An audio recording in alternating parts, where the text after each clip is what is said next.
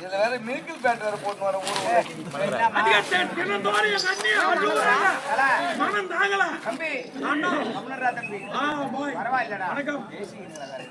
வேற பேசிக்கிறீங்க வேற அதான் வந்து 22 வருஷமா குப்பை கொட்டல நீ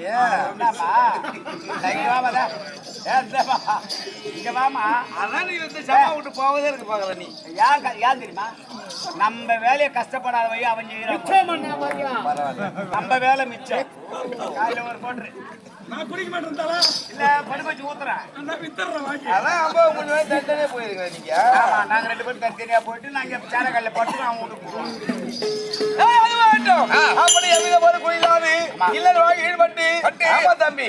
புலன் பிறந்த வீட்டு பெருமை புகுந்த வீட்டு எடுத்துக்காட்டாக இருக்க வேண்டும்